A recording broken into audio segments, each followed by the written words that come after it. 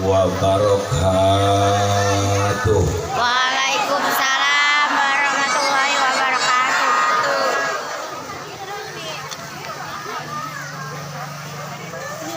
Orang semarak yang ngobrol diam dulu sebentar aja. Kalau perlu yang makan juga di stop dulu aja. Ntar baru terusin lagi. Ngaji dulu ngaji. Sekali lagi.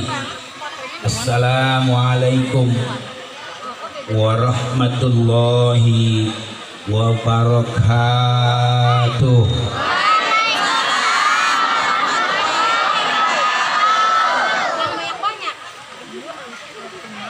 Bismillahirrahmanirrahim. Alhamdulillah.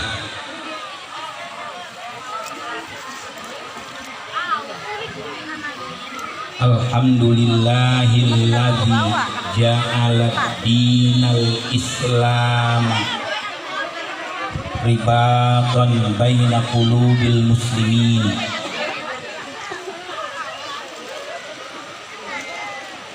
Wassalatu wassalamu ala sayyidina Muhammadin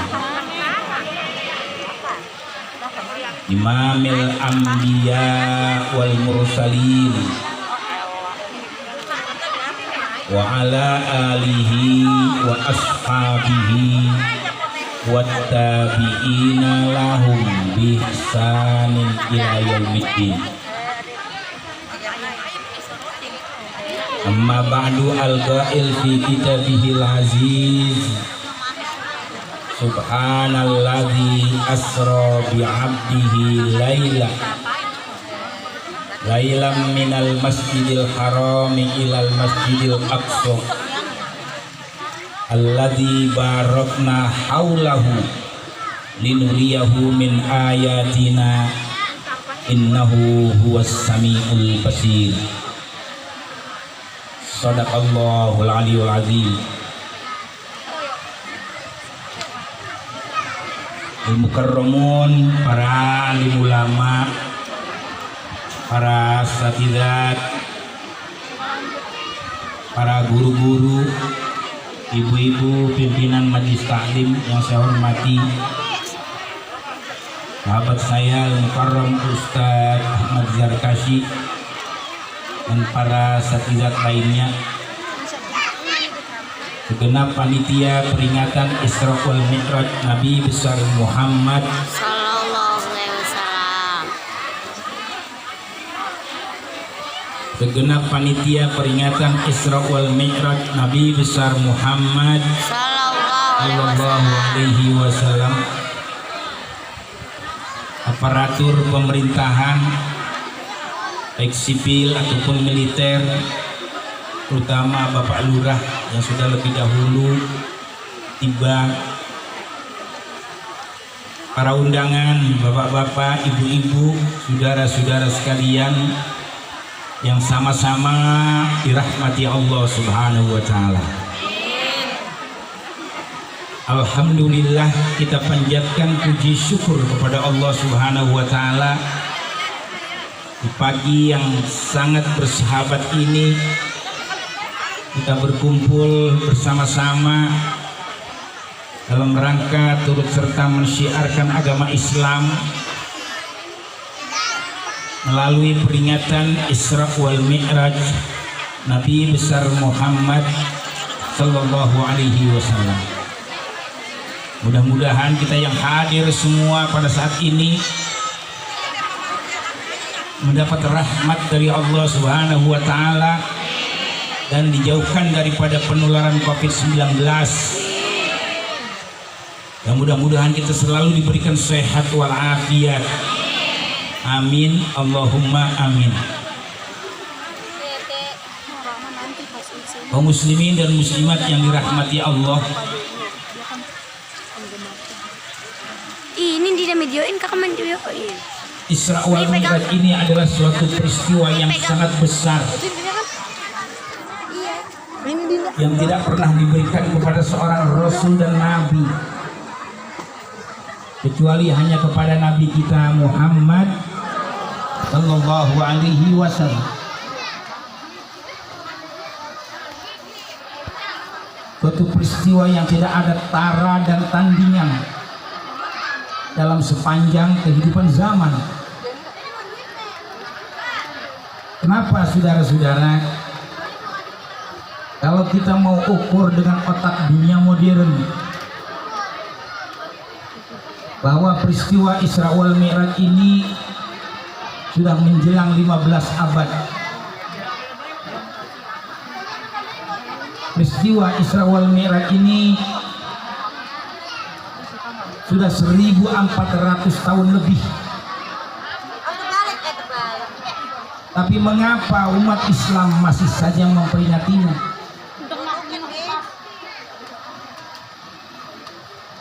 Bukankah peristiwa Isra wal Mi'raj ini yang sudah menjelang 15 abad tidak ketinggalan zaman? Kalau ada pertanyaan seperti itu kita jawab. Yang justru jawabnya adalah bahwa peristiwa Isra wal Mi'raj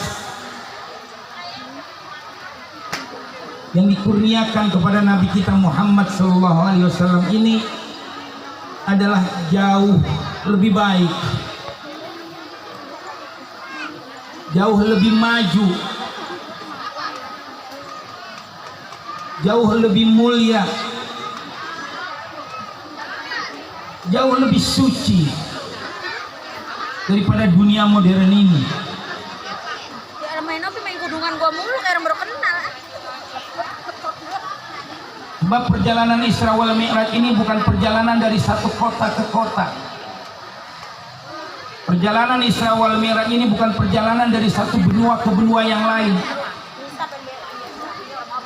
Tapi perjalanan Isra wal Mi'raj ini adalah ke alam samawi dan alam semesta.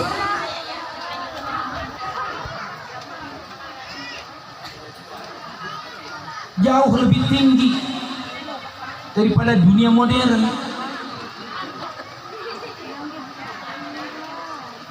Mereka baru sekedar sampai di bulan, yang namanya Apollo pertama kali mendarat di bulan, sudah egois, sudah sombong, sudah takabur. Begitu mendarat di bulan, mestinya dia bertanya, siapa yang menciptakan bulan?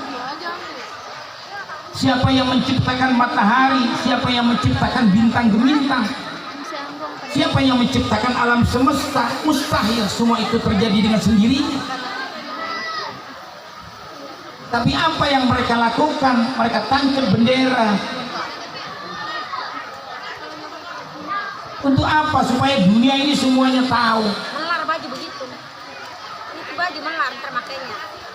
Bahwa mereka Bekakang wadon. sudah sampai di bulan, sudah mendarat di bulan. Kesombongan yang ada. Lain dengan Nabi kita Muhammad Sallallahu Alaihi Wasallam.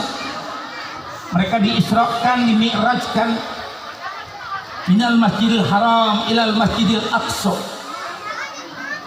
ila samawatil ula, ila thaniyah, ila thanisah, terus sampai langit yang ketujuh, ila sidratil muntaha, ila baitil ma'mur, ila lauhil mahfud, ila al-ars mustawa, ila rafrafil ahdar, sampai berjumpa kepada Allah. Dia Rasul tidak tancap bendera, dia Rasul tidak tancap pedang yang merupakan lambang bangsa Arab. Tapi justru yang beliau ucapkan at-tahiyyatul mubarakatus sholawatut thayyibatulillah. Salam sejahtera, keberkahan tercurah buat kau ya Rabb. Yang hakikatnya kembali kepada beliau Rasul, kembali kepada kita. Sama seperti hadis yang mengatakan ad-dinun nasihat. Agama adalah nasihat. Ditanya oleh para sahabat, Liman ya Rasulullah, buat siapa itu nasihat? Lillah wali Rasulillah wali ammatil muslimin. Yang namanya agama nasihat buat Allah, buat Rasul, buat Nabi, dan buat para pemimpin-pemimpin di dunia.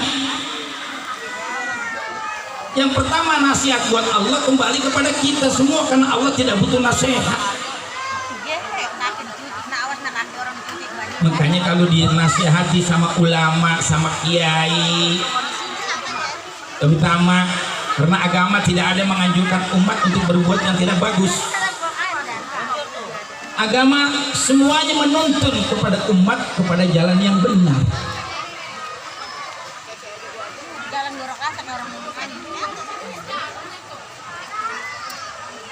Lalu Allah memberikan jawaban, Assalamualaikum ayuhan nabiyyu wa rahmatullah wa barakatuh. Salam sejahtera buat kau penghulu Rasul, penghulu Nabi. Rahmat keberkahan tercurah buat engkau. Inilah beliau Rasul. Tidak seperti dunia modern. Dunia modern semakin maju semakin sombong. Dunia modern semakin maju semakin resah. Dunia modern semakin maju semakin sesat. Dunia modern semakin maju semakin buta terhadap politiknya. Lantaran ilmu pengetahuan dan ilmu kepandaian dipisahkan daripada tauhid, dipisahkan daripada akidah. Saudara-saudara, manusia ini ciptaan Allah Subhanahu wa ta'ala. Melalui proses saja dengan pernikahan. Mana buktinya manusia ciptaan Allah? Manusia adalah made in Allah. Mobil Mercy made in Jerman, BMW made in Jerman, Jaguar made in Jerman, Kijang made in Jepang, Alphard made in Jepang. Sekarang ada lagi Korea bisa menciptakan mobil, Cina bisa menciptakan mobil. Masing-masing ada yang menciptakan. Adapun manusia made in Allah. Mana buktinya? Nih tangan kita. Ada angka 18 sama angka 81. Artinya 1 tambah 8 9, 8 tambah 1 9, karena Allah punya nama 99 yang dikatakan Asmaul Husna. Mau laki, mau perempuan, mau bencong, semuanya sama. Ini tandanya di telapak tangan. Jadi berarti kita harus tunduk dengan peraturan Allah. Kita harus ikuti itu Al-Quran. Sama seperti peristiwa Isra wal Mi'raj. Isra wal Mi'raj ini bukan masalah khilafiyah yang harus diperselisihkan. Bukan pula suatu perkara yang bid'ah yang harus diperdebatkan. Karena yang menceritakan Isra wal Mi'raj adalah Allah Subhanahu wa ta'ala, Sang Maha Pencipta. Jadi masalah keyakinan tertera di dalam ayat suci Al-Quran, surat Al-Isra dan surat An-Najm. Kalau sampai sekarang, jangankan di luar Islam, umat Islam saja mengatakan Isra wal Mi'raj ini masalah khilafiyah, suatu perkara yang bid'ah, berarti dia tidak percaya kepada Al-Quran. Tidak percaya kepada Al-Quran berarti tidak percaya kepada beliau Rasul. Kalau sudah tidak percaya kepada beliau Rasul, percuma dia beriman kepada Allah. Wal iyadu billah. Na'udzu billah. Sia-sia saudara-saudara sekalian. Makanya kudu ngaji sama Habib. Di lupa saya sebut Habib Abdurrahman bin Husin. Ngaji sama kiai, ngaji sama ustadz, sama ustazah, biar kita di dalam melaksanakan ajaran agama ini tidak salah, tidak keliru. Karena sedikit-sedikit dibilang bid'ah, sedikit-sedikit dibilang bid'ah. Malah ada yang mengatakan kalau yang namanya bid'ah nggak ada hasanah, yang namanya bid'ah semua dolalah. Oh, nggak begitu, Bung. Makanya Al-Imamul Ghazali membagi bid'ah kepada 5. Ada bid'ah wajib. Nah, ini kudu didengarkan. Di sini bahasanya Sunda atau Betawi? Betawi. Sama, saya orang Betawi. Ada bid'ah yang diwajibkan, ada bid'ah yang disunnahkan, ada bid'ah yang mubah, ada bid'ah yang makruh, ada bid'ah yang namanya haram. Contohnya mana bid'ah yang diwajibkan? Ya Al-Quranul Karim, termasuk hadis-hadis beliau Rasul, dalil-dalil hukum. Saya mau tanya sekarang, apakah di zaman Nabi itu Al-Quran sudah ditulis menjadi satu mushaf? Belum ada, saudara sekalian. Quran masih ditulang belulang, di pelepah korma, di kulit-kulit binatang, di hati para sahabat. Di zaman Rasul, Quran belum ditulis. Baru di zaman Abu Bakar Siddiq radhiyallahu anhu mulai ditulis itu Al-Quran.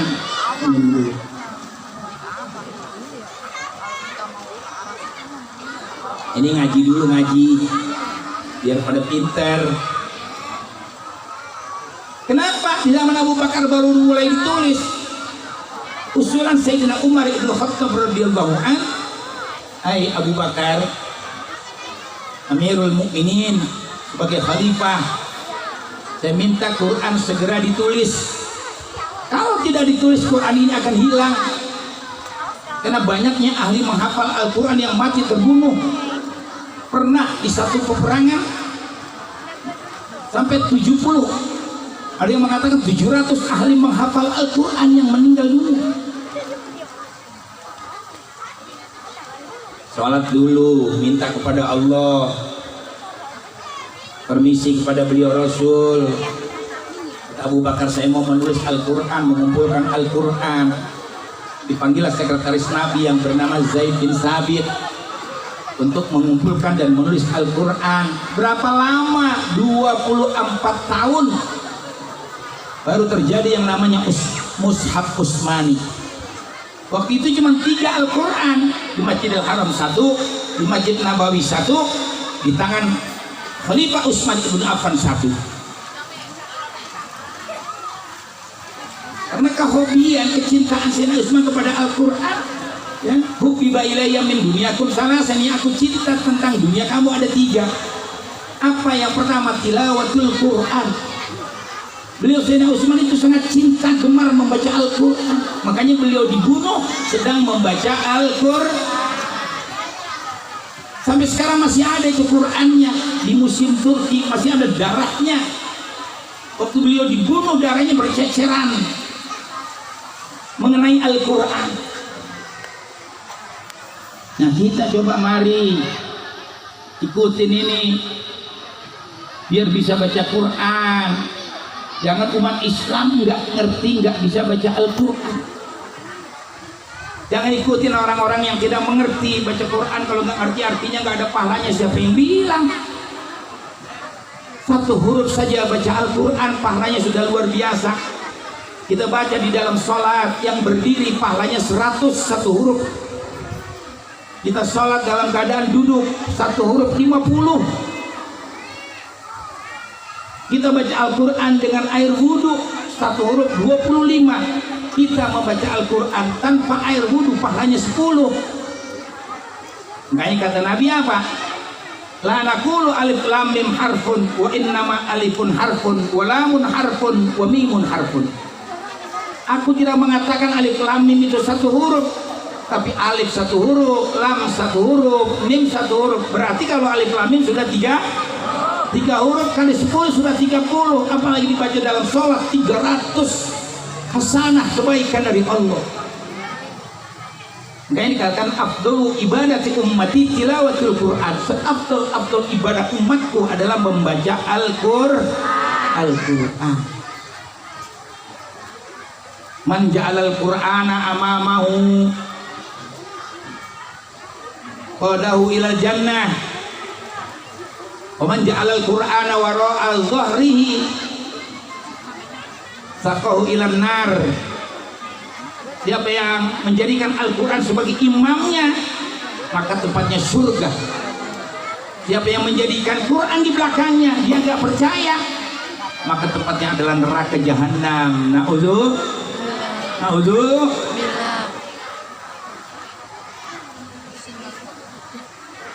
Allah jelaskan dalam ayat yang lain, wa man a'rada an dzikri fa innalahu ma'isyatan danka. Siapa yang berpaling dari Al-Quran, maka kami Allah akan memberikan kehidupan yang sengsara, kehidupan yang susah. Wa nasyuru yaumal qiyamati a'ma, nanti aku halau pada hari kiamat mereka dalam keadaan buta.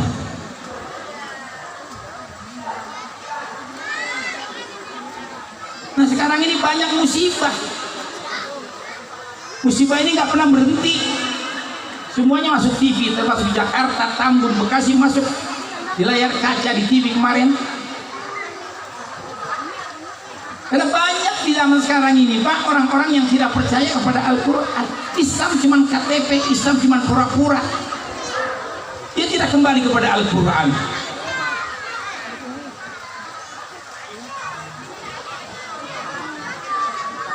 Di Manado ombak sampai melewati genteng rumah. Bayangkan tuh, tsunami di Sulawesi Barat, tsunami di Sulawesi Selatan, belum lagi gunung meletus, belum lagi banjir bandang di Pontianak sampai 3 bulan tidak surut itu banjir, termasuk puncak kena banjir bandang. Belum lagi kemarin yang hujan terus menerus. Dulu cuma Jakarta dikepung banjir, tapi kemarin Pulau Jawa dikepung banjir, banyak memakan korban. Belum lagi kapal yang jatuh dari mulai Air Asia di Pangkalan Bun, berangkat dari Juanda Surabaya mau ke Singapura, jatuh di Pangkalan Bun, seketika mati semua. Berlanjut lagi dengan Lion Air dari Cengkareng mau ke Bangka Belitung, baru sampai di lautan Kerawang, Pakis, jatuh kapal, seketika mati semua. Yang baru-baru ini kapal apa ibu-ibu? Sriwijaya Air, baru saudara sekalian take off, baru mulai terbang, kalau bahasa kita sekarang take off dari Soekarno-Hatta mau ke Pontianak, baru sampai di Pulau Seribu, mesinnya mati, jatuh itu kapal. Begitu masuk ke dalam laut, meledak, hancur berkeping-keping. Belum cukupkah peringatan dari Allah kepada sekalian manusia akibat perbuatan orang-orang yang zalim, yang durhaka kepada Allah? Rakyat ini yang menjadi korban. Mari sadar, jangan memusuhi Islam, jangan memusuhi ulama. Ulama itu orang-orang yang baik. Ustaz saja orang baik-baik, saudara sekalian. Kalau ustaz nggak bagus, jangan dipanggil ustaz. Betul-betul. Jangan dijaga. Ustazah itu orang baik-baik. Contohkan yang baik-baik. Jangan jadi guru nyolong berkat kalau kerjaannya. Allahu Akbar. Kan di WhatsApp ditayangkan itu Pak. Ada guru yang model begitu, ada di sana di laut, bukan di sini. Kalau acara prasmanan begitu tuh, undangan-kondangan, ya, dia sendok tuh ayam 3 potong, rendang 5 potong, dia sendok sebanyak-banyaknya, nasinya sedikit, dia mojok dah, dia buka tuh dari tasnya kresek plastik, dimasukin ke dalam plastik, dia masukin lagi ke dalam tas, dia antri lagi makan lagi. Nauzu, ini tercela, sifat tercela. Mudah-mudahan di sini nggak ada yang begitu. Amin. Ya Rabbal. Jangan. Kita kondangan saja anak kita, kalau nggak diundang jangan diajak. Kalau mau bawa anak, ibu-ibu mesti permisi sama sahibul bait. Maaf, saya bawa anak saya. Biar yang dimakan itu halal. Saya pernah diundang sama Romai Rama karena saya sama beliau seperti abang sendiri. Waktu menikahi adiknya Ridho, kawinnya dengan orang Turki, rame-ramenya di Taman Mini, saya diundang. Tapi tidak ada tulisan kiai dan istri, nggak ada, termasuk anak saya. Tapi karena saya dekat kepada beliau, istri saya almarhumah sudah meninggal, sama anak saya pengen tahu, pengen ngelihat, saya ajak. Saya bilang jangan makan dulu, kita ketemu dulu sama Bang Haji. Dia bilang begitu. Ketemu sama Bang Haji Romi Rama, saya mohon kepada beliau, Bang Haji ini mamahnya anak-anak sama anak mau pada ngikut, nggak apa-apa Kiai, bagus, silakan makan. Nah, berarti sudah enak kalau sudah begitu. Banyak Bu, bukan cerita dongeng zaman begini nih.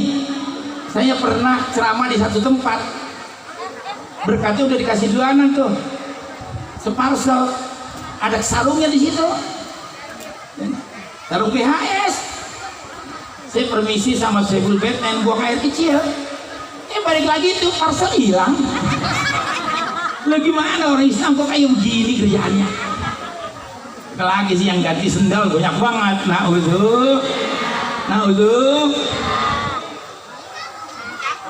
makanya kalau pengen pakai barang bagus, nyelengin, ya.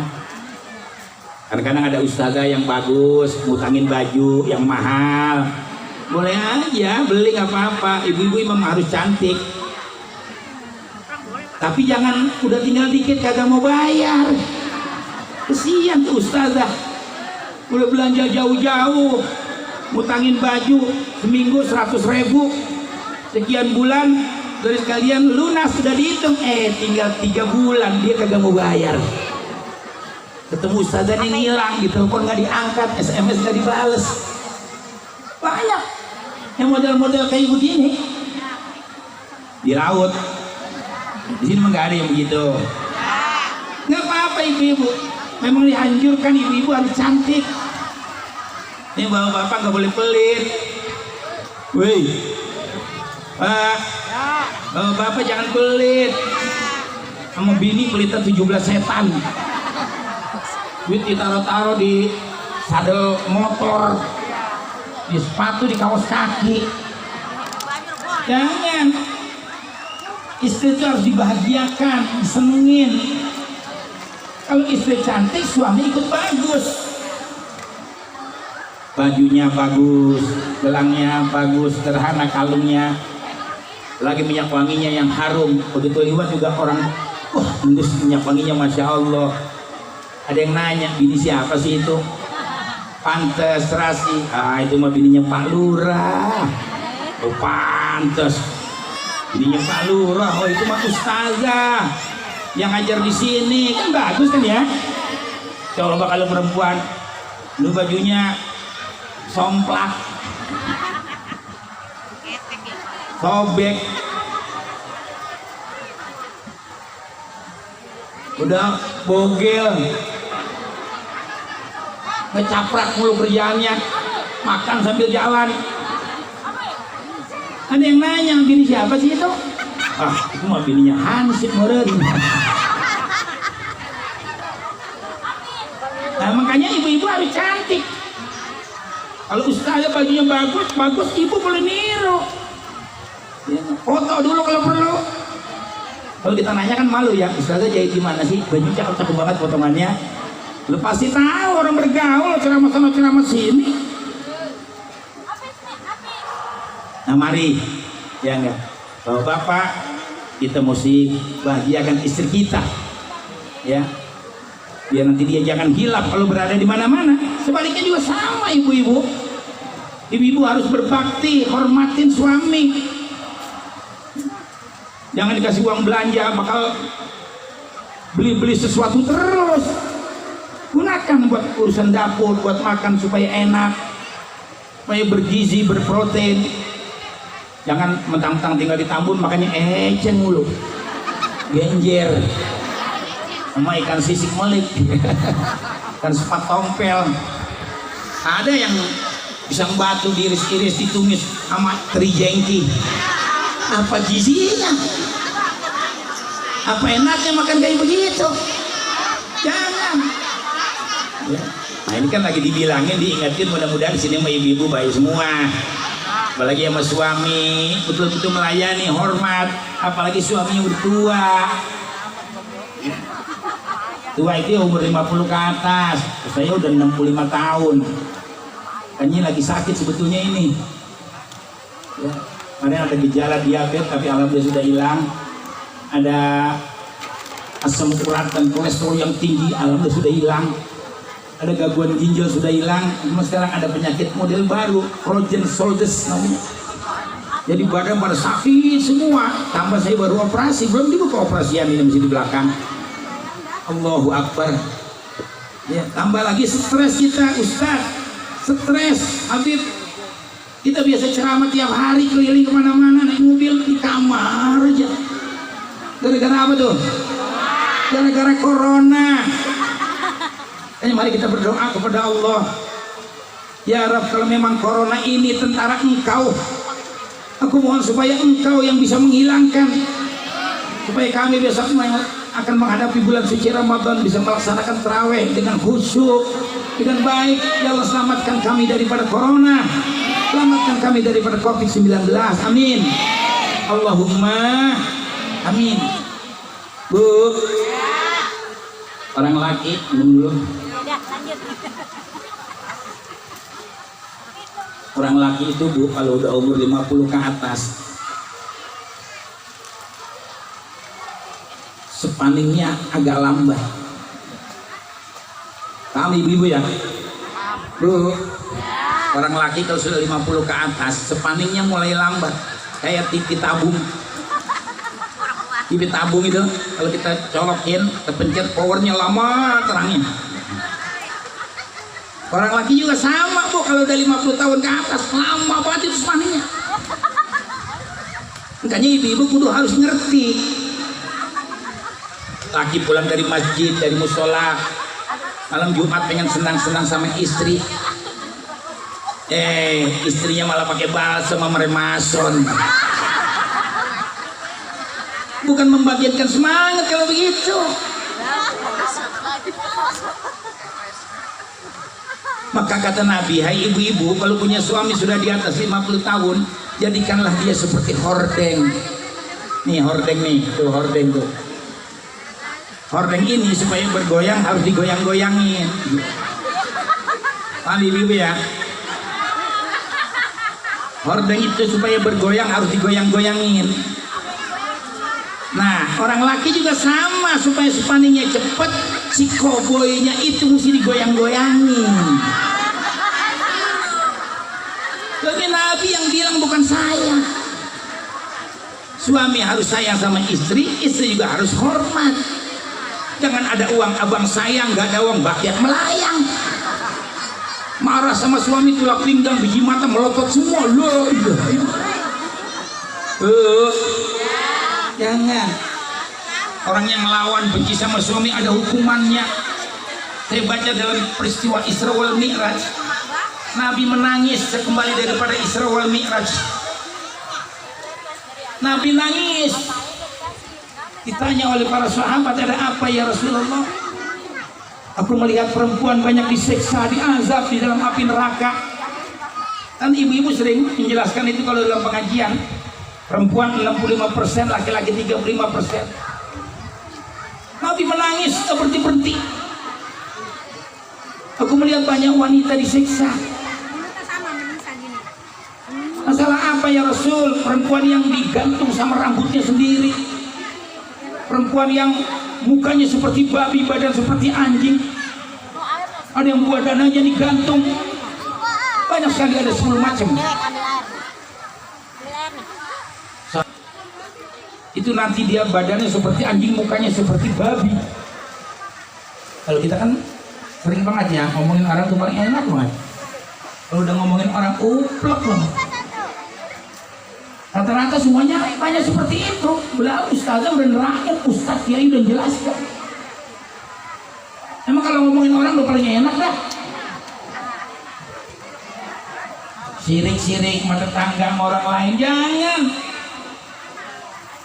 Kita kalau orang punya nikmat dikasih sama Allah, kita mesti ikut bersyukur. Mudah-mudahan kita diberi nikmat. Saya hidup penuh dengan kesengsaraan. Saya berangkat dari Jakarta ke Gontor tahun 72,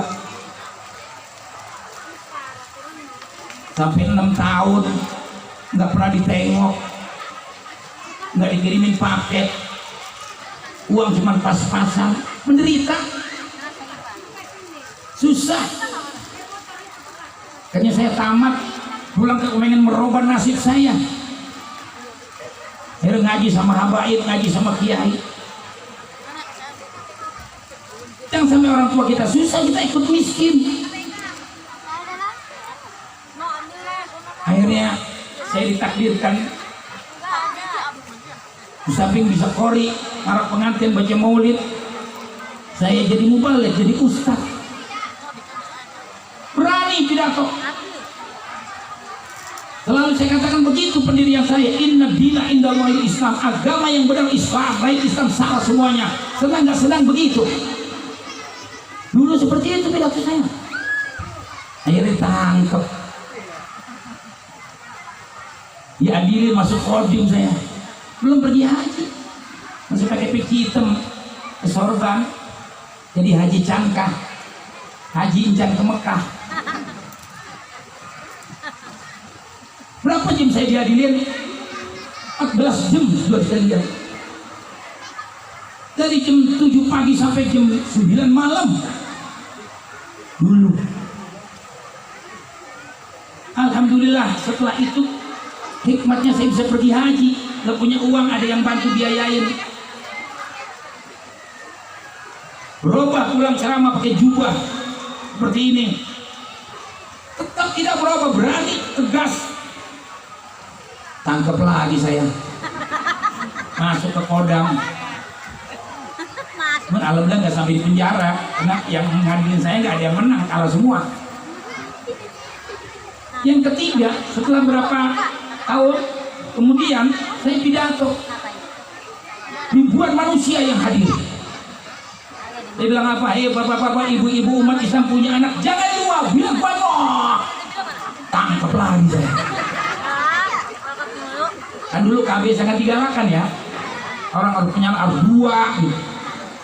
Berapa hari saya di Komdak? 3 hari sudah selesai. Bermacam-macam pertanyaan. Nah itulah pengalaman. Ya sekarang juga banyak ini ulama kiai, bahkan sekarang banyak yang meninggal dunia. Masya Allah, sedih kita bu. Tanda akhir zaman ini, Allah tidak akan mencabut ilmu secara sekaligus dengan mematikan semua hamba-hambanya, tapi Allah mencabut ilmu ini dengan mematikan para ulama satu persatu. Hatta idza lam yabqa alimun ittakhadhan nasu ru'asa juhala. Nanti kalau orang alim sudah nggak ada, diangkatlah jadi pemimpin orang-orang yang bodoh. Hancur dunia. Coba sekarang sudah hampir 70 ulama. Sejak corona ini ada sampai sekarang, coba kalau kita bayangin nggak masuk akal. Syekh Ali Jabir masih muda, 44 tahun. Ini kena corona. Teman saya Kiai Haji Fadul Razi cuma 2 hari masuk rumah sakit meninggal. Kemarin di Bekasi Barat ada juga Kiai Haji Muhammad Akib. Malam Kamis ngajar, pagi berobat, malam Sabtu meninggal. Ada teman saya lagi di Kresek Tangerang, masuk rumah sakit Siloam di Karawaci, segar bugar 2 hari meninggal. Ada apa di balik itu? Ini yang saya pertanyakan. Kemarin di Jawa Timur ada dokter suntik vaksin dari sekalian, 6 hari meninggal dunia. Lagi yang sudah 2 kali disuntik vaksin akhirnya kena corona.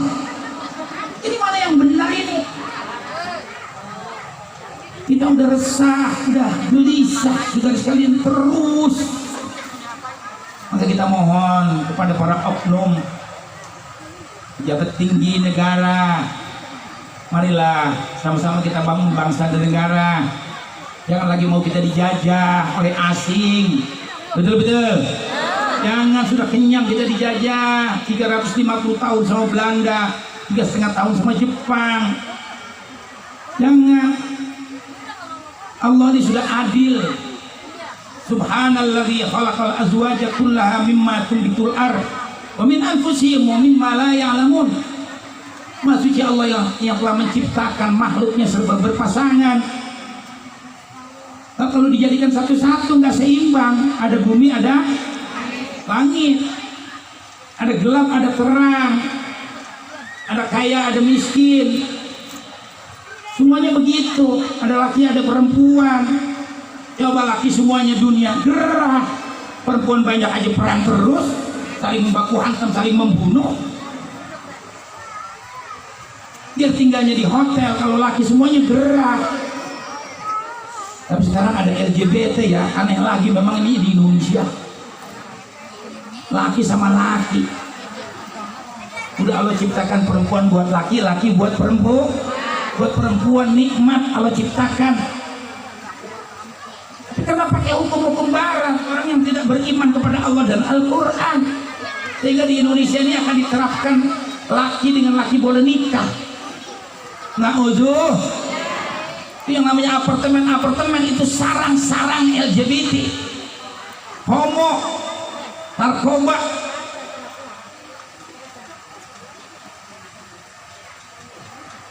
Makanya dikatakan dalam hukum al-liwat asyaddu minaz zina. Orang homo dosanya lebih besar daripada orang melacur. Kalau orang melacur wajar masih, cuman hukumnya saja haram. Karena laki sama perempuan masih wajar, cuman hukumnya saja dia tidak menikah, tapi masih normal. Kalau laki sama laki mau main anggar, saya bilang itu orang sinting lebih daripada sinting sudah jadi orang gila itu. Laki dengan laki. Nah ini kan mau dibuat hukumnya di Indonesia, mau ada pernikahan laki dengan laki seperti di Belanda, seperti di Inggris dan lain sebagainya. Masya Allah, akan turun malah petaka lebih besar lagi nanti ini. Makanya kalau ulama lakanan nasukal bahaim, kalau tidak ada ulama manusianya akan seperti binatang. Saya mohon jangan ulama dimusuhin, jangan. Jadi memang Allah sudah menciptakan begitu.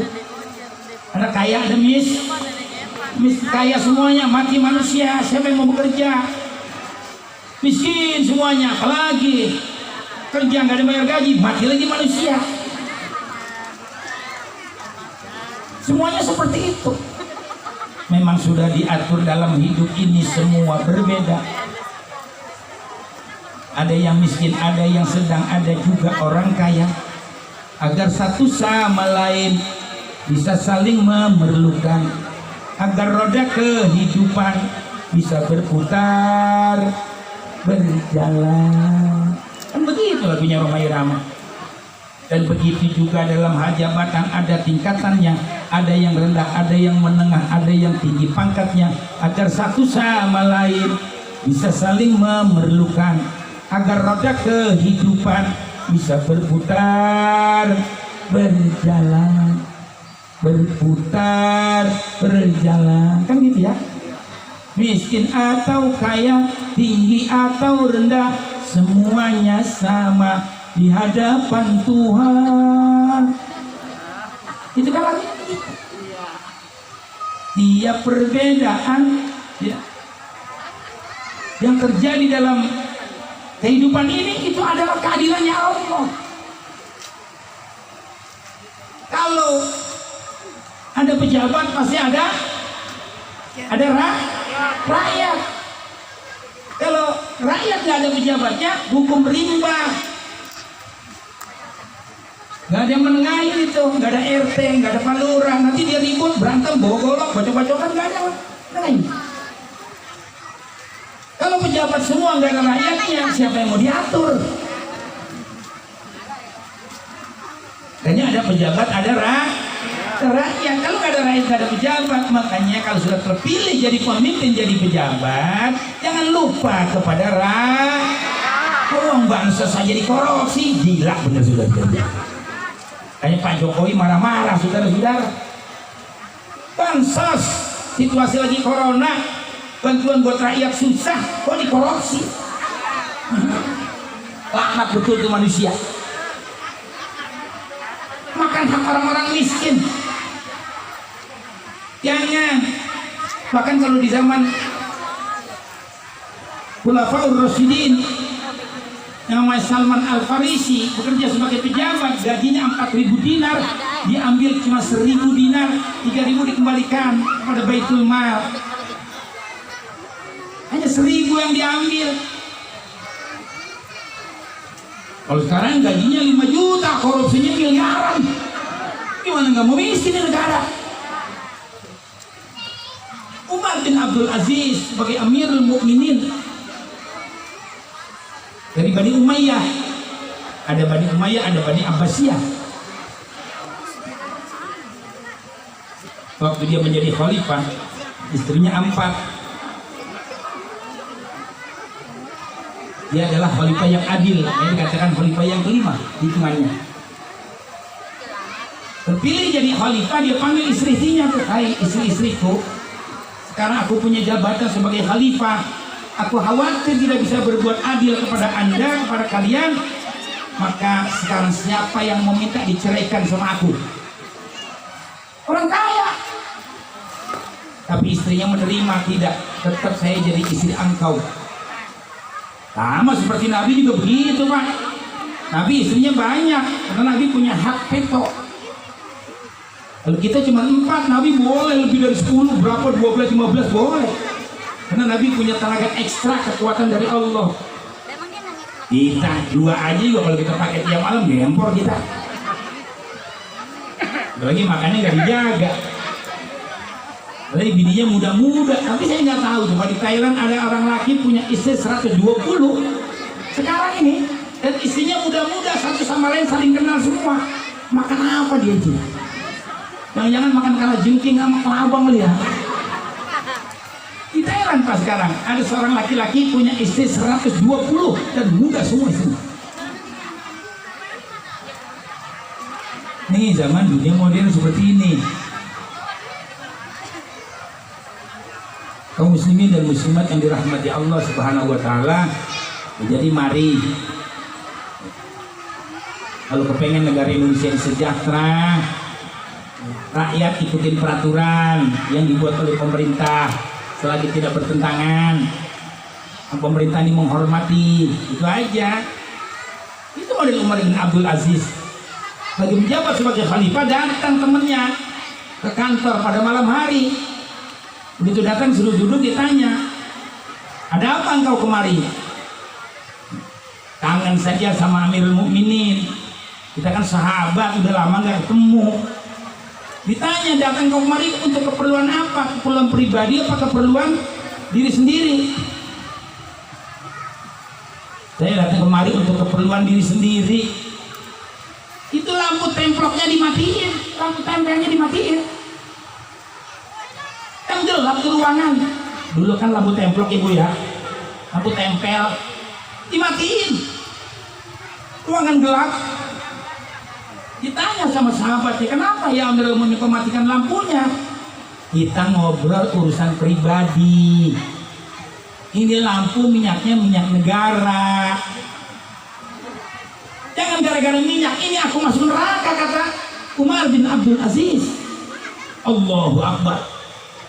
Ada sekarang yang model seperti itu? Gak ada kejadian. Susah zaman sekarang nyari-nyari yang model kayak begini. Ya mudah-mudahan Allah kirimkan buat kita nanti ya pemimpin yang baik yang bisa mengangkat, mensejahterakan nasib rakyat. Amin. Ya, kan kita lagi prihatin memang ini Pak. Dulu Golkar partai yang kuat bisa hancur. Sekarang Demokrat lagi diacak-acak joli-jolian. Ya, padahal pemimpinnya bekas presiden 2 kali terpilih. Masya Allah. Ada banyak peringatan. Makanya orang-orang yang jauh dari Al-Quran, jauh dari ayat-ayat Allah, nanti akan dihalau dalam keadaan buta. Oh, lima asartani a'ma. Kenapa ya Rabb kau halau kami dalam keadaan buta? Faqad kuntu basira, di dunia aku dulu melihat. Qala kadzalika atatka ayatuna fanasitaha wa kadzalika al-yauma tunsa. Karena kata Allah sudah datang ayat-ayat aku kepada engkau melalui rasul-rasul, nabi-nabi, tapi kau nggak percaya, kau ingkar dengan Al-Quran. Nah dulu kau lupa dengan Al-Quran, dengan ayat-ayat aku, sekarang aku lupakan engkau. Wa kadzalika najzi man asrafa wa lam yu'min bi ayati rabbih wal adzabul akhirah asyaddu wa abqa. Nanti orang-orang yang sombong, yang tidak mau tunduk kepada Allah dan Rasulnya, kami akan berikan balasan kepada mereka. Dan juga orang-orang yang tidak percaya kepada ayat-ayat Allah. Dan ketahuilah azab Allah ini sangat berat dan kekal untuk selama-lamanya. Iya, sekarang belum kelihatan. Kita baru dikasih banjir kemarin aja udah banyak yang ngap-ngapan. Kita lihat di televisi ya, Masya Allah, jangan mentang kepada Allah. Itu orang-orang komunis, pahamnya ateis. Emang dia begitu. Wa qalu ma hiya illa hayatuna dunya namutu wa nahya wa ma yuhlikuna illa dahar. Dia mengatakan ini semuanya hanya hukum alam, hanya kejadian yang tiba-tiba. Kami hidup, kami mati, hukum alam. Padahal semuanya ini dari Allah. Dari Allah. Gak ada manusia yang tidak dimatikan.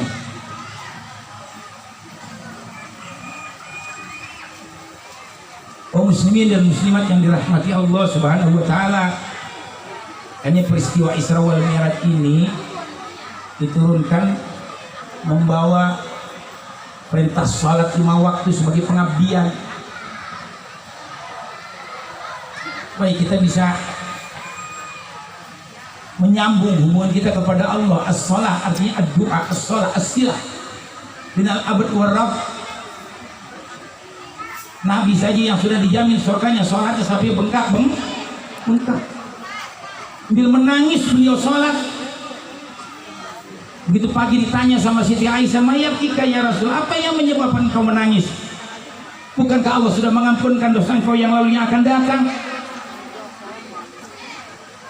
Afala akunu abdan syakura, apakah aku ini gak ingin dikatakan sebagai hamba Allah yang bersyukur? Hanya untuk menyatakan rasa syukur. Beliau sholat sampai bengkak-bengkak. Ada kita yang begitu? Sholat di musola di masjid saja, kalau imam wiridnya lama udah serangak kelinguk. Nah saya tuh udah nyodokin terus tuh sama paku. Dia nggak betah, paku nggak mempan sama jarum nggak mempan juga, kipas. Banyak orang kalau lagi wirid di musola di masjid kan matanya merem semua. Coba lihat. Nah setan dia selalu menggoda supaya jangan betah di masjid di musola. Sholat di rumah boleh, sah-sah saja. Kalau ibu-ibu memang sholatnya harus di rumah. Sholatnya ibu-ibu di dalam kamar sama di ruangan, lebih bagus di dalam kamar. Sampai begitu kata Nabi. Tapi orang laki sholatnya lebih afdal berjamaah. Sholat sendiri pahalanya 1, sholat berjamaah pahalanya 27. Hanya Abdullah bin Ummi Maktum sampai dia matanya buta, tetap dia sembahyang berjamaah cari masjid dengan tongkat. Itu contoh di zaman Rasul. Kita udah goblok sembahyangnya sendiri melulu. Salah semuanya. Dulu ada musola tua, musola agar tikus melulu di lotengnya. Ada orang mau sembahyang subuh, mau masuk ke musola, tuh tikus berantem aja gedung-gedung. Tikusnya tikus got naik loteng. 1 imam, 2 makmum. 3-3-nya goblok semua.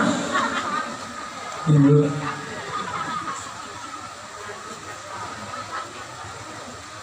Makmumnya yang 1 Sunda, 1 Betawi.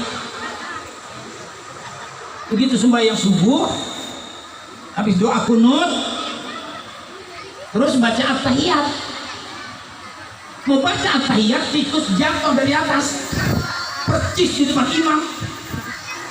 Begitu mau bilang at-tahiyat, tikus jatuh, kaget imam. Mau bilang at-tahiyat jadi tikus jatuh. Kalau sembahyang begitu, sama nggak kira-kira tuh? Kagak sah. Mau bilang at-tahiyat, tikus jatuh. Mana gede tuh tikus. Yang belakang nih, yang makmumnya Sunda naik negor. Imam, sholat macicing atuh. Ulah ngomong. Batal sholat maneh. Batal lagi ya tuh? Batal lagi. Yang satu Betawi ini kan kudunya bener. Udah dibilangin supaya jangan ngomong. Karena golgap tuh orang Betawi. Apa dibilang? Untung gua diem aja. Sama semua kan? Jadi goblok semua. Gara-gara goblok semuanya jadi ngobrol. Nah inilah perlunya kita belajar fikih. Ulama sudah capek tuh, udah mengarang dengan ilmu laduninya dari babul miyah, babul toharoh, babul wudu, babul sholat. Ya, sebelumnya babul istinja dulu. Cebok aja nih bu, kalau kita nggak belajar batal semuanya ibadah kita. Kalau ibu-ibu, orang laki punyanya mancung. Dia kencing berdiri, dia kepentil-pentil, dia cebok, sah saja. Tapi kalau ibu-ibu kan beda, belipet. Jadi kalau ceboknya berdiri nggak sah ibu-ibu. Ibu-ibu mesti nongkrong, baru ngablak semua. Sama dengan orang laki, kalau mandi hadas nggak nongkrong, duburnya nggak kebasuh, nggak sah mandi hadasnya. Kalau ibu-ibu bukan saja mandi hadas, cebok istrinya biasa pun mesti nongkrong. Mesti belajar. Kalau cebok nggak ada air, pakai apa ibu-ibu? Dulu mah dibilang pakai batu. Pengganti air pakai batu. Batunya juga mesti diajari sama kiai sama ustazah. Batunya licin. Bisa dipakai buat 3 kali puteran. Tempelin, puter, tempelin, puter.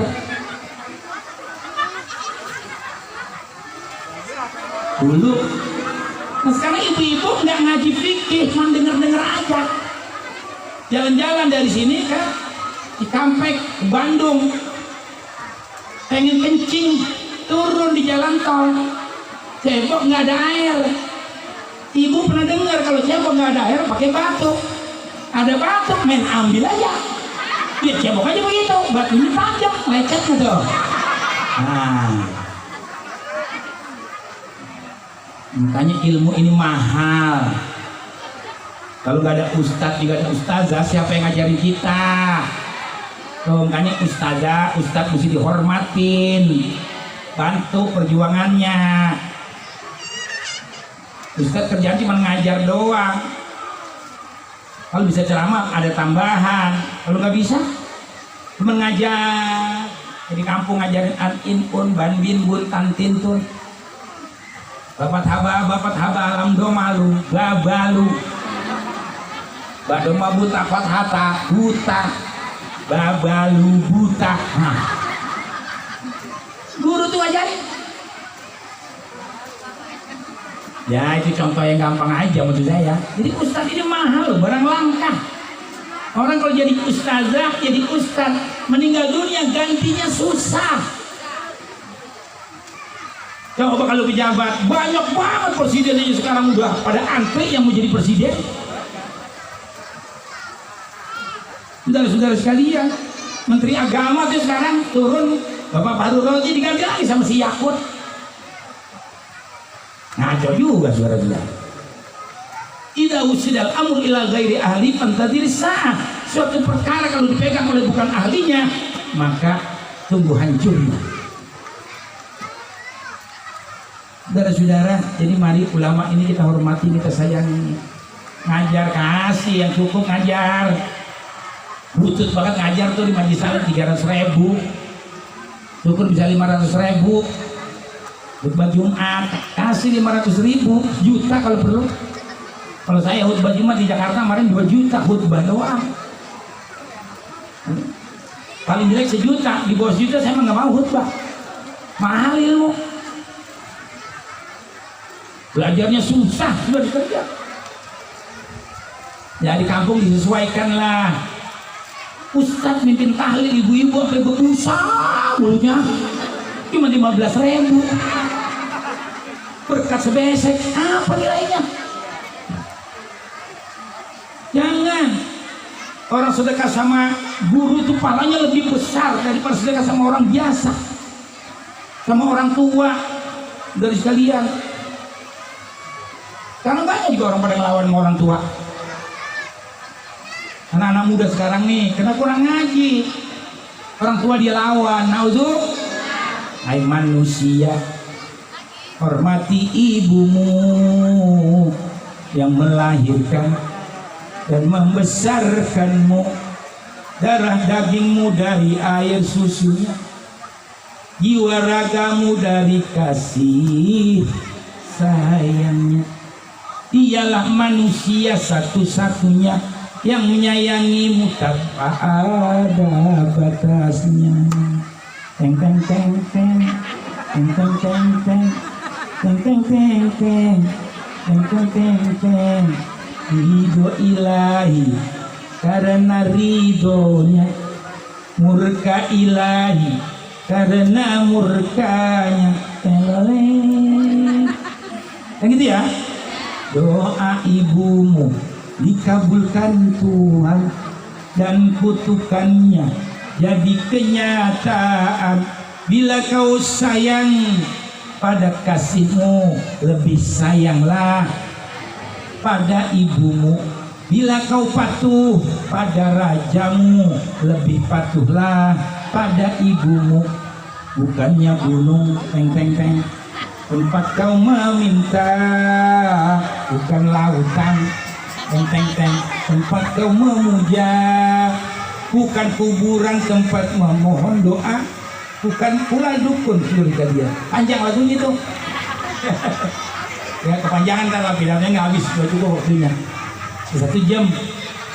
Ya. Jadi kita mau dapat ridho Allah saja harus berbakti sama orang.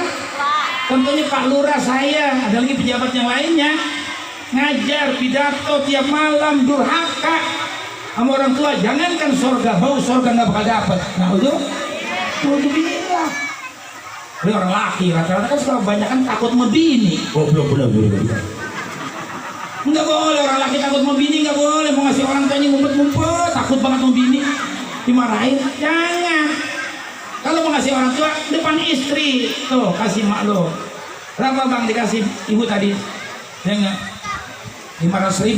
Istri yang baik tambahin bang, jangan 500. Tadi ada duitnya 1 juta kasih. Tuh bini sorga yang begitu tuh. Beri kalian. Sorga yang begitu. Jangan lakinya berapa bang? 1 juta. Banyak amat bang, lo kasih aja semuanya. Jangan. Ngambul namanya. Ada hukumannya orang-orang yang melawan. Ya, tadi sudah bahas banyak sekali. Yang hukuman itu yang Nabi lihat waktu di Mi'raj kan, rambut orang yang digantung dengan rambutnya, dan rambutnya dilihat terus kasih lihat orang. Ada yang digantung dengan buah dadahnya. Ditanya lagi oleh sahabat, ya Rasul, kenapa itu sampai digantung dengan buah dadahnya?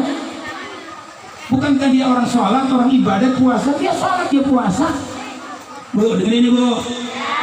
Orang digantung buah dadahnya, yang kasarnya tetenya dah. Gantung tuh buat kalian. Ditanya kepada Nabi, Nabi tanya kepada mereka, dulu waktu di dunia dia suka netein anak tetangga. Bu, ibu kan punya tetangga tuh. Jadi sekarang banyak rumah-rumah perumnas segala macam itu kan bertetangga. Kita punya bayi, dia punya bayi. Bayinya nangis, emaknya lagi ke warung. Kita ambil, kita tetein, nolong tujuannya. Tuh besok mati di akhirat digantung sama buah dadahnya. Masya Allah. Kalau netein anak tetangga, nolongin, hukumannya begitu berat. Apalagi ibu-ibu netein aki-aki di jalanan. Banyak yang model begitu. Banyak tuh makanan-makanan om senang. Naik Mercy, naik Jaguar, wah dia muda-muda di jalan ditanya sama dia. Netek tuh aki-aki. Berat itu hukumannya. Hanya kita dituntun sama Al-Quran, jangan melawan. Kalau Zabur diturunkan sekaligus, Taurat sekaligus, Injil sekaligus, Quran 23 tahun secara tadrijian bertahap. Makanya kalau kita belajar tafsir ada asbabun nuzul, sebab turunnya Al-Quran. Kalau belajar hadis ada asbabul wurud, sebab keluarnya hadis. Mesti ngaji, kalau nggak ngaji buta. Kita banyak ustaz di sini, alhamdulillah. Mari kita belajar supaya ibadah kita benar. Kita sekarang sholat kita itu masih ragu kita, Pak. Kalau kamar aitumul usolli, sholat kamu sebagaimana aku sholat. Gimana coba yang benar? Ikut ustaz. Takbiratul ihramnya kemana? Jangan takbiratul ihram di perut diputar-putar. Jangan baca tahiyat goyang-goyangin. Cuma yang begini batal nggak? Nggak batal, cuma kan ganggu yang sebelahnya. Dari mulai awal udah goyang aja dulu dia. Nggak batal. Cuman saya pergi haji sudah 6 kali, sudah umrah berulang kali. Saya jarang lihat orang yang begitu. Kenapa sekarang di Indonesia banyak yang pada begitu? Nggak batal, karena ini tidak termasuk gerakan yang salah. Dari kalian, cuma Nabi kayaknya nggak begitu, saya rasa. Kita mau nggak mau kan melirik dia. Lu tunjuk goyangnya tadi ngapain dia? Kayaknya anak muda kalau besok ada yang sembahyang begitu, lu tangkap tunjuknya, ngapain lo? Kalau mau sembahyang sendiri silakan, nggak ganggu orang. Kita sholat tahajud di rumah, nggak usah pakai tunjuk, pakai kepala juga boleh. Apa dia tuh barokatus sholat itu ibadah dulu. Apa? Tadi kita sembahyang sendiri.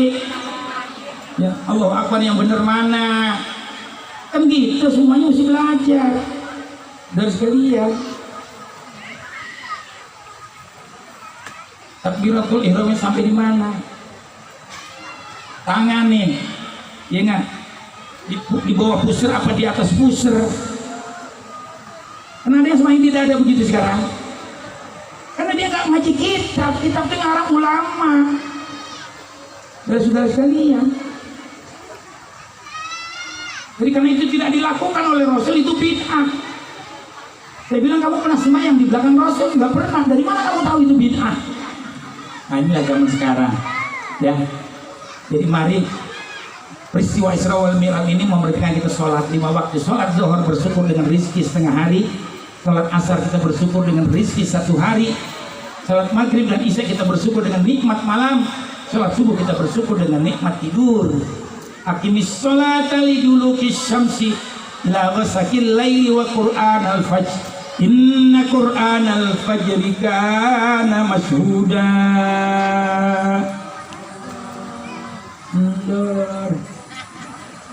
Dirikanlah sholat ketika matahari gelincir, zuhur sama Dirikanlah sholat ketika matahari masuk ke dalam terbenam, maghrib sama Dirikanlah sholat subuh wa Qur'an al-fajr, itu artinya sholat subuh. Sesungguhnya sholat subuh itu disaksikan oleh para malaikat. Orang yang sholat subuh berjamaah pahalanya sama dengan tahajud semalaman suntuk. Orang yang sembahyang isya berjamaah sama pahalanya dengan sholat tahajud setengah malaman suntuk. Masya Allah. Bayang berjamaah pahalanya 27 dibanding 1. Ini ada dalam Al-Quran.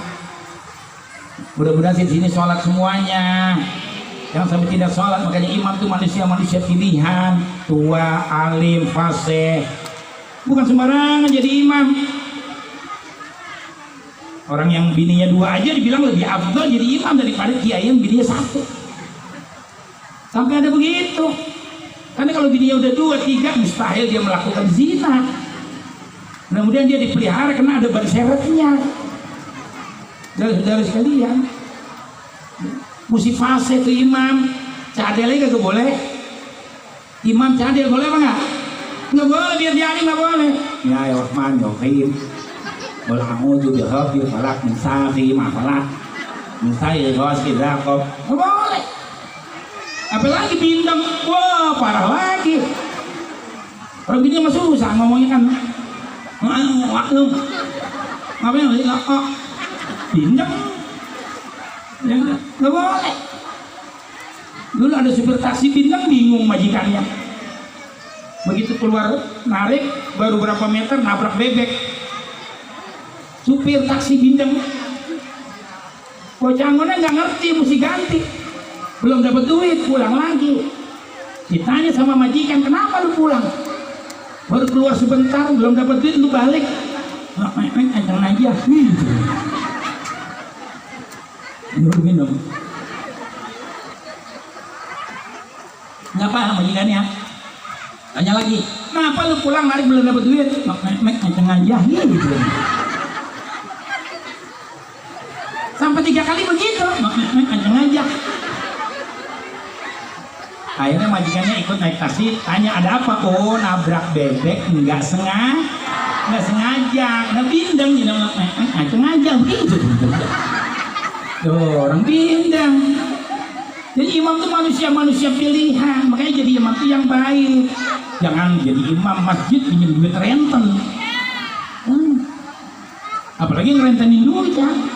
Bagaimana buntung aja keluar nggak boleh. Jaga akhlak yang bagus, yang baik. Dari sekalian, saya ini udah lebih dari 40 tahun nggak pernah kelihatan dengkul. Nah, dulu saya hobi main bola, hobi bulu tangkis segala macam, sekarang berhenti, ada jadi timbul daging, kayaknya dioperasi kemarin. Sekarang belum dibuka operasiannya.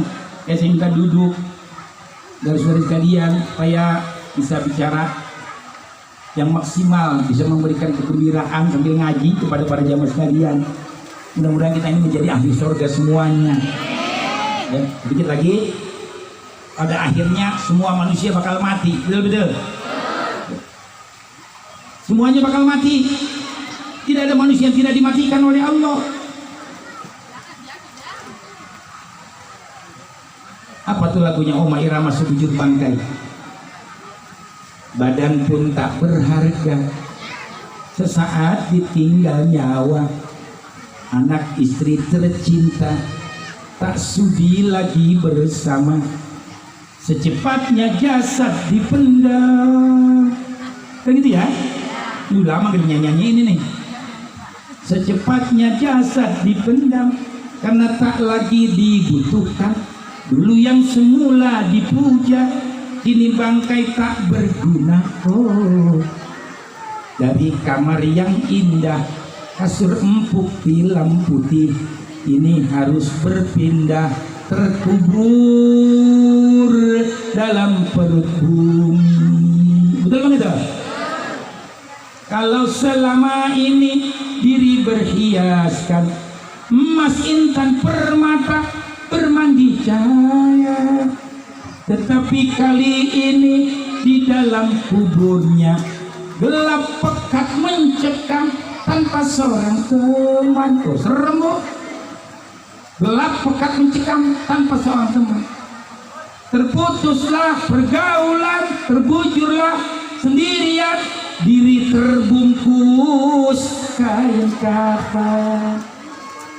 Wajah dan tubuh indah yang dulu dipuja-puja, kini tiada lagi orang sudi menyentuhnya.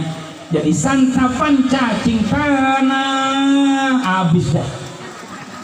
Jadi santapan cacing tanah sampai yang tersisa kerangka.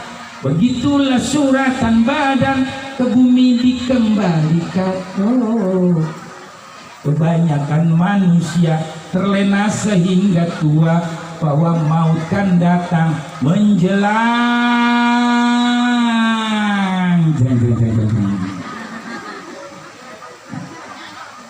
Dengan peristiwa Isra wal Mi'raj ini mudah-mudahan kita menjadi orang yang ahli ibadah. Sholatnya biar pada mi'raj, amin. Sholatnya biar pada mi'raj, biar naik, biar sampai diterima oleh Allah. Orang kalau sudah tidak ibadah, biar pangkat tinggi, jabatan tinggi, kedudukan tinggi, harta 17 turunan, superman, superstar, super power, tidak pernah terkalahkan. Tapi kalau dia mati tidak pernah ibadah, tidak pernah sholat, dia saat mati dikawal dengan helikopter, dengan panser, dengan sirene, dikubur di taman makam pahlawan, diledakkan meriam senjata, ditaburkan bunga-bunga, dikubur dengan upacara negara. Begitu selesai kata Allah, kau sial, bukan hambaku, neraka yang menanti kamu. Siapa yang bisa begitu? Kalau di dunia bisa dibela, orang salah jadi benar, orang benar jadi salah. Kalau di dunia itu kerjaan hakim, bukan kalian. Tapi pengadilan yang adil nggak pernah disogok. Ya kita hidup sederhana, tapi kita ibadah, kita sujud, kita beriman kepada Allah dan Rasulnya, kepada apa yang Allah dan Rasulnya perintahkan. Besok dikubur secara sederhana pula, Ya enggak, walaupun perumbatannya dari bambu dan kedebong pisang, tapi kita ibadah, kita sujud. Besok meninggal dunia disambut oleh Allah Ta'ala, ya ayyatuhan nafsul mutmainnah irji'i ila rabbiki radiyatan mardiyah fadkhuli fi ibadi wadkhuli jannati. Hai jiwa-jiwa yang tenang, kembali kamu kepada Allah dengan ridho Allah. Allah Ta'ala ridho kepada kamu, masuklah kamu ke dalam golongan hamba-hambaku, masuklah kamu ke dalam surgaku. Hanya yang belum sholat supaya sholat. Terakhir saya ceritakan sedikit. Dulu di zaman beliau Rasul ada seorang sahabat yang bernama Sa'id bin Rabi. Bapaknya meninggal dunia. Dia lapor kepada Nabi, ya Rasul, ayah saya meninggal dunia, belum ada yang mandiin, belum ada kain putihnya, apalagi disolatkan. Maka Nabi perintahkan Abu Bakar Siddiq dengan Sayyidina Umar dan para sahabat yang lainnya untuk melihat. Apa bu? Begitu dilihat mayat sama Amirul Mukminin Sayyidina Umar dan Sayyidina Abu Bakar, itu mayat berubah jadi babi. Allahu Akbar. Jadi babi, saudara kalian. Akhirnya Sayyidina Abu Bakar dan Sayyidina Umar dan sahabat yang lain balik lagi, nggak jadi ngurusin. Ya Rasul, mayatnya jadi babi. Tapi akhirnya Nabi sendiri yang datang. Begitu Nabi datang, berubah jadi manusia lagi itu mayat. Dimandikan, dikafankan, disolatkan. Begitu dibawa ke kubur, mau dimasukin ke dalam lubang lahap, berubah lagi jadi babi. Ditanya sama anaknya, ya, kepada anaknya sama Nabi, memangnya waktu di dunia apa yang dikerjakan? Dia tidak pernah sholat ya Rasul. Itulah orang-orang yang tidak sholat, dan sekalian nanti akan dihukum seperti itu. Masalah kakum fi sakor, apa yang menyebabkan kamu masuk neraka sakor? Lam naku minal musallin, lam naku nut'imul miskin, wa kunna nahudu ma'al khaidin, wa kunna nukadzibu biyaumiddin hatta atana yakin, famatan fa'u syafa'atis syafi'in. Aku masuk neraka sakor karena aku tidak pernah sholat waktu di dunia. Yang kedua, aku diberi kaya, nggak pernah memberikan makan fakir miskin. Sayyidina Utsman saya katakan tadi, di samping tilawatul Quran, iswanul uryan, memakan baju orang yang telanjang, wa isba'ul ji'an, cuma ngenyangin perut orang yang lapar. Jadi orang jangan pelit, jangan kikir. Ajak makan orang miskin ke rumah kita. Yang ketiga, orang yang tidak percaya kepada datangnya hari kiamat, dikasih banjir kayak kemarin aja udah kayak setengah kiamat kita. Apalagi nanti sudah idza zulzilatil ardu zilzalah, bumi digoncangkan, dibutakan semua isinya. Sampai datangnya hari kiamat juga dia tidak percaya, saudara kalian. Sampai datang kematian, hatta tanah yakin, sampai mati tetap dia tidak percaya. Apa kata Allah? Fama tanfa'uhum syafa'atus syafi'in. Orang kalau sudah begitu tidak akan diberikan syafaat oleh nabi, oleh para aulia, oleh para ulama dan kita saudara-saudaranya yang solihah. Nah, jadi inilah yang bisa saya berikan. Mari kita didik anak-anak kita dengan baik supaya kelak dia menjadi pemimpin yang baik, jadi anak-anak yang solihin, yang solihat. Mari kita laksanakan tugas dengan sebaik-baiknya. Ya enggak? Mari kita sama-sama saling membagi kebahagiaan. Dan kita bermohon kepada Allah dari kalian, mudah-mudahan negara kita ini tahun 2021 menjadi lebih baik daripada tahun-tahun yang lalu. Ya, karena Pak Jokowi bilang katanya ekonomi ini mudah-mudahan akan pulih kembali. Itulah yang saya harapkan, biar rakyat ini tidak susah, biar rakyat tidak gampang cari pekerjaan, biar kita ini bisa berusaha dengan baik. Ya, sekarang cabai aja udah mahal teman ibu, cabai rawit. Kalau saya bilang cabai itu bu, cabai apa namanya dipanggil? Bukan cabai yang pedas banget itu. Masya Allah, ngeri itu cabai ya. Pedas banget, cabai sampai 105.000 per kilo. Allahu Akbar. Cabai gila. Kalau di kampung saya namanya dibilang cabai gila. Cabai yang ada warna merah, kuning, hijau itu namanya di saya cabai gila dimana. Itu sekarang harganya berapa? 105.000 bang di TV saya lihat. Allahu Akbar. Ekonomi susah tapi semuanya makin mahal. Tapi Pak Tani mau bilang apa memang situasinya seperti itu. Maka mari dengan peringatan Isra wal Mi'raj kita mohon kepada Allah, mudah-mudahan kita dijauhkan daripada bala, daripada murka, mudah-mudahan Allah turunkan rahmat, biar 2021 ini negara kita menjadi lebih baik daripada tahun-tahun yang telah lalu. Nah, ini saja ya, saya minta didoakan supaya saya diberikan sehat walafiat. Perjalanan saya masih panjang, ibu-ibu ya, perjalanan masih jauh. Kalau sekarang saya termasuk mubalik ustadz yang senior. Banyak teman-teman saya yang sudah dipanggil lebih dahulu oleh Allah Subhanahu wa Ta'ala. Kalau saya sehat, saya akan terus berdakwah, memberikan ilmu pada orang-orang yang membutuhkan ilmu.